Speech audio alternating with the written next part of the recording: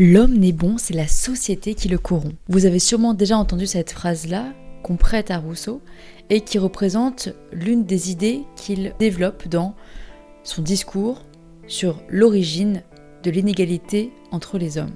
Par là, Rousseau souligne le fait que les humains sont naturellement enclins à la pitié et donc dépourvus de toute méchanceté. C'est le fait de vivre avec d'autres humains qui le pousse à développer des travers immoraux. Est-ce que l'homme est effectivement naturellement bon et corrompu par la société, ou bien est-ce que c'est la société, l'expérience de chacun qui forge notre morale d'un côté ou de l'autre, vers le bon ou vers le mauvais? C'est une question qui est prégnante dans le roman que je vais présenter aujourd'hui, qui s'appelle Les monstres de Maud Mayeras, et qui est paru en 2022, donc c'est un roman très récent, qui pose effectivement cette question-là, et je n'ai pas choisi Rousseau par hasard, puisque Rousseau est le nom de l'enquêtrice qui opère dans ce roman policier, dans ce thriller. Les monstres, c'est un roman dont j'ai envie foncièrement de parler parce que il m'a ému, il m'a touché, il m'a fait réfléchir. En fait, c'est le roman contemporain le plus dense que j'ai lu cette année, jusqu'à présent en tout cas. En me tournant vers cet ouvrage-là, j'ai voulu renouer avec mes premières amours en littérature, avec des thrillers, et notamment avec Maud Mayeras, que j'avais découverte donc à l'âge de 13-14 ans, avec un de ses plus grands romans qui s'appelle Réflexe. Ce roman m'avait traumatisée, et j'ai encore le souvenir précis de ce sourire carnassier qui surgit à la fin du roman. Je ne me souviens absolument plus de l'histoire, mais je me souviens de ce sourire qui brille dans le noir et qui m'a fait faire des cauchemars pendant un certain temps à l'époque. Donc je me suis dit, pourquoi pas retourner vers cette autrice qui m'avait profondément bouleversée. Voilà, je voulais retrouver des palpitations de cet ordre-là. Après, voilà, j'étais jeune, donc forcément j'étais beaucoup plus naïve, beaucoup plus émue par les œuvres que je lisais, puisque toutes me paraissaient d'une originalité folle. Je vais peut-être commencer par là. Le point négatif que j'ai trouvé à cette lecture, c'est que je n'ai pas vraiment été surprise. Une grande partie de l'intrigue est assez prévisible, mais j'ai quand même pris énormément de plaisir à lire cette œuvre qui est une œuvre totale. Et j'insiste, c'est une œuvre totale, c'est-à-dire que donc, c'est une œuvre qui mêle à la fois la littérature, mais à plusieurs niveaux, c'est-à-dire qu'à un niveau idéologique, parce qu'il y a énormément de références bibliques en tout cas, à un niveau juste littéral, à un niveau philosophique. En fait, c'est un roman millefeuille qui bouleverse tout notre esprit, notre état. C'est un roman très sensoriel aussi, où on a accès vraiment à la matérialisation de toutes les sensations que ressentent les personnages. C'est aussi une œuvre cinématographique. Il y a vraiment des plans qui relèvent du cinéma, je trouve. Et c'est aussi une œuvre qui touche à la musique. Et alors ça, je l'ai découvert à la fin du roman. J'aurais aimé découvrir cette bande originale qui est proposée par l'autrice à la fin de l'œuvre. Sont répertoriés 33 titres, 33 morceaux de rock alternatif. C'est très étrange comme musique, c'est qui vient des entrailles un peu, c'est très spécial. Et donc 33 titres qui sont calqués sur les 66 chapitres du roman. Donc il y a un écho aussi, mais là c'est aussi des valeurs bibliques qu'on retrouve dans ces chiffres-là. Enfin bon, je vais pas rentrer dans les détails. C'est une œuvre totale. Il y a aussi des scènes théâtrales très marquées. Je pense notamment à un moment donné à la chute d'un des personnages du roman, ce qui est aussi caricatural que dans le film Midsommar, si vous l'avez vu. On est où les personnes qui ont plus de 72 ans, je crois 78 ans, se jettent du haut d'une falaise. On a cet écho-là que je trouve, qui est particulièrement théâtral. On retrouve cette même mise en scène en fait dans le roman. Voilà, donc vraiment j'ai adoré ce roman. Alors de quoi parle-t-il ? Je vais vous dire un petit peu sans spoiler, mais il y aura peut-être un peu de spoil. Donc le roman s'appelle Les monstres et alors les premières pages sont assez déroutantes puisque on entre directement dans une mise en abîme avec une fiction qui nous est proposée et qui n'est pas le roman, qui parle de l'histoire indirectement, mais on le comprend par la suite. Mais si on veut rentrer un peu plus dans la diégèse vraiment du roman, les premières pages qui suivent celle-ci, on découvre la vie de 2 jeunes enfants qui se considèrent comme des monstres.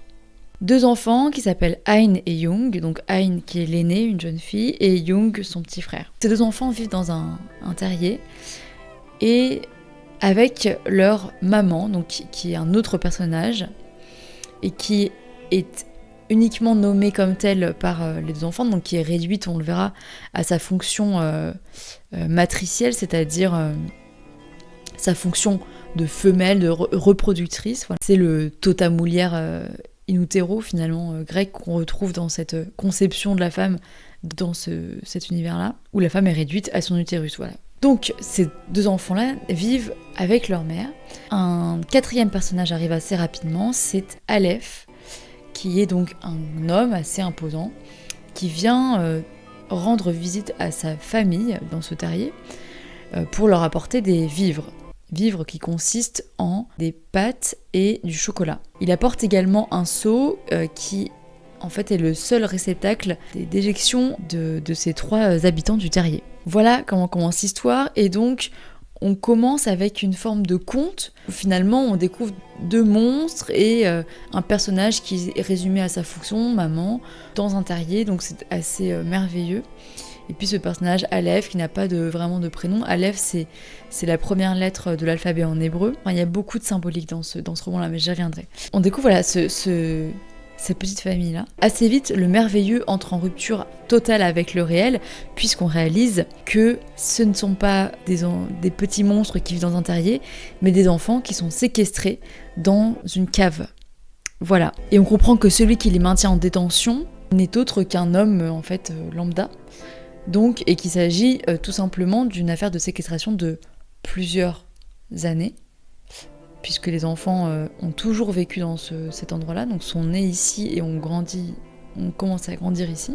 On se demande donc comment est-ce que tout ça va évoluer, sachant que les enfants donc sont élevés par Aleph comme des monstres, c'est-à-dire qu'ils sont persuadés qu'ils ne sont pas des humains mais des monstres, et qu'ils sont en rivalité avec les humains, et qu'ils doivent les tuer. Donc ils évoluent avec cette pensée-là, ils sont conditionnés par Aleph dans cette pensée-là. Et justement, j'aimerais venir à ce lien particulier entre le réel et la fiction qui traverse toute l'œuvre et qui structure toute l'œuvre aussi. Enfin, c'est vraiment... c'est génial.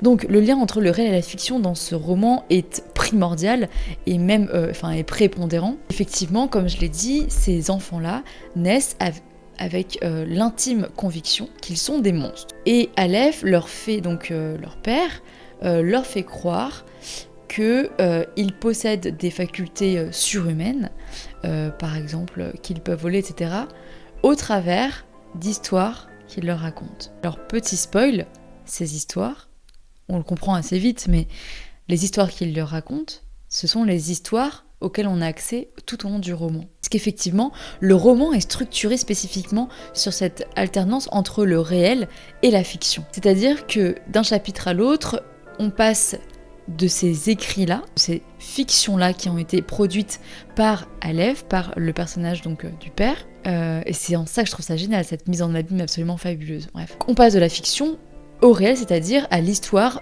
qu'on suit donc de ces enfants-là qui sont, et de cette mère qui sont enfermés, qui sont tenus prisonniers de ce terrier. Il y a une stratification du réel et de la fiction qui est absolument génialissime, et on se pose la question pour les enfants, c'est-à-dire on se demande de leur point de vue quelle est la part de réel et dans cette fiction-là, puisque eux ne connaissent pas le monde extérieur. Ils n'ont accès au réel que par la fiction qui leur est amenée par leur père, par ces histoires. C'est assez effrayant, et en même temps, donc ça pose cette question-là, est-ce qu'il peut y avoir une part d'humain qui qui est ancré dans ces enfants qui sont conditionnés de A à Z par leur père? Est-ce qu'il y a quelque chose de l'ordre de l'essence humaine, ou est-ce que si on est entièrement conditionné par une parole extérieure, il ne subsiste rien de la nature humaine? Est-ce que finalement, est-ce qu'il existe une nature humaine? Ça pose cette question-là en fait, même plus que la nature humaine est-elle bonne ou est-elle mauvaise? Est-ce qu'il y a une nature humaine, ou est-ce que l'humain est entièrement façonné de A à Z? Est-ce qu'il n'y a finalement pas d'inné dans la manière de penser, j'entends, puisque physiquement, les enfants pensent effectivement posséder des pouvoirs, et en fait ils vont être confrontés à un moment donné au réel, ils vont remettre en question les discours qui leur ont été portés par leur père, que ils vont être confrontés aux mêmes limites que les humains. Et ça va interroger leur perception de leur propre nature. Mais là, je spoil un petit peu. Mais pour revenir donc sur la question du réel et de la fiction, la structure du roman pense le réel et la fiction, et cette confrontation entre les deux. La fiction se manifeste aussi par l'exploration et l'exploitation de mythes bien connus, comme le mythe de la caverne de Platon. Et ça rejoint ce que je disais juste avant, c'est-à-dire que Platon, dans le mythe de la caverne, explique que les humains vivent dans une caverne, et ils n'ont pas accès au monde des idées. On aurait accès simplement aux ombres des idées dans la caverne, c'est-à-dire la projection des ombres des idées dans notre caverne à laquelle nous sommes enchaînés. Et donc la projection de ces idées-là est complètement déformée par la lumière. Donc, on n'a pas accès aux idées elles-mêmes, mais à une déformation de celles-ci. Et c'est exactement ce qui se passe avec ces enfants-là, qui vivent donc dans un terrier, dans leur caverne à eux, finalement. Le réel est apporté par Aleph, donc la lumière est apportée de l'extérieur, mais Aleph vient apporter le réel à travers donc ces fictions-là. Et donc, ils déforment la réalité, et donc eux ne perçoivent que cette déformation-là de la réalité. Ils n'ont pas accès au réel tel qu'il existe. C'est ici une réécriture du mythe de la caverne. Il y a aussi une réécriture de la Genèse à travers ce roman. J'en ai assez brièvement parlé précédemment. Aleph, donc cet homme-là qui s'est renommé Aleph, cherche à recréer une race, à créer une race pure. Et donc on peut aussi faire le parallèle avec le nazisme. Il veut recréer une race pure à partir justement d'êtres qui n'ont pas été influencés par l'extérieur, puisque lui considère effectivement que c'est la société qui corrompt l'humain, mais dans le sens où elle l'affaiblit. Et lui, il cherche à créer une génération d'humains qui soit puissante. Il se renomme Aleph, et sa première fille s'appelle Ain.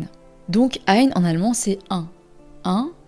Aleph, ce qui est la première lettre de l'alphabet. Il y a une idée de recréer un monde de zéro en fait, de rien. Partir de rien, partir de la pureté plus entière qui soit là. Mais donc il va essayer de recréer cette idée-là qu'il a en tête. Pourquoi est-ce qu'il agit comme ça? Et on l'apprend au fur et à mesure du livre.